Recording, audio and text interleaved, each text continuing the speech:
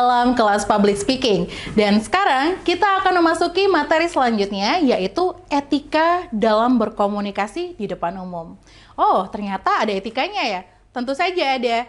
Etika yang digunakan pada saat kita berbicara di depan umum atau di depan orang banyak, itu tentu saja berbeda dengan etika pada saat kita berbicara dengan teman ataupun dengan keluarga.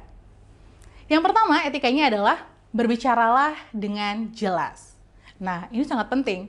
Bayangkan jika ada seseorang yang berbicara di depan, tetapi cara bicaranya kurang menarik atau mungkin tidak jelas. Itu akan membuat orang lain yang mendengarkan menjadi bingung dan juga sulit memahami perkataan orang tersebut.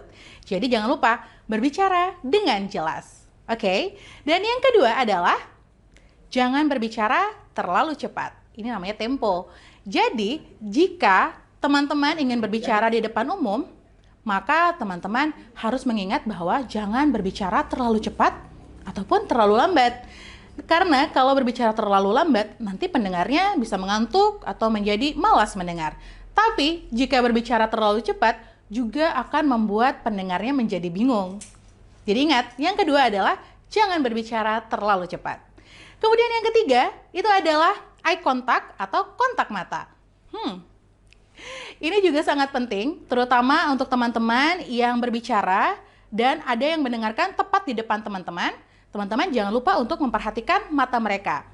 Ini sebenarnya cukup sulit dilakukan, terutama untuk teman-teman yang biasanya pemula atau belum pernah sama sekali berbicara di depan umum. Ini cukup sulit, tapi tidak masalah. Teman-teman bisa berlatih dulu di rumah dengan cara melihat mata teman-teman di cermin. Ini adalah salah satu cara yang cukup ampuh untuk bisa membiasakan diri berbicara dengan kontak mata. Kemudian ada fokus pada materi pembicaraan. Saat teman-teman berbicara di depan, jangan pernah berbicara keluar dari materi yang sudah ditentukan.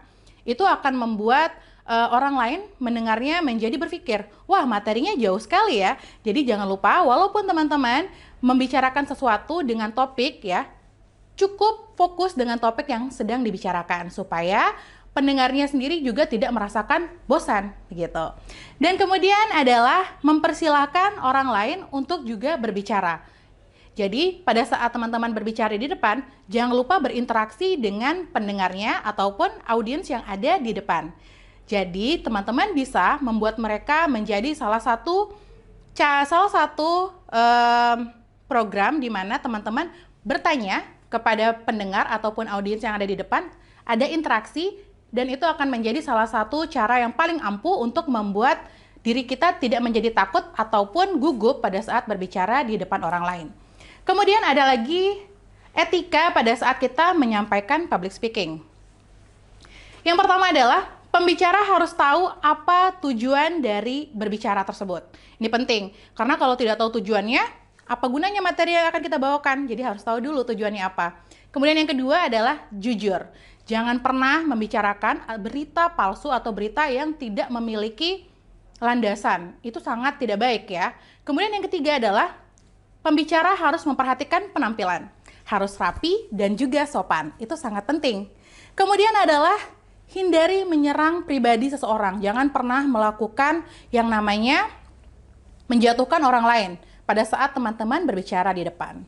Kemudian yang terakhir adalah jangan lupa menyertakan sumber referensi bila kita mengambil materi ini dari pekerjaan orang lain.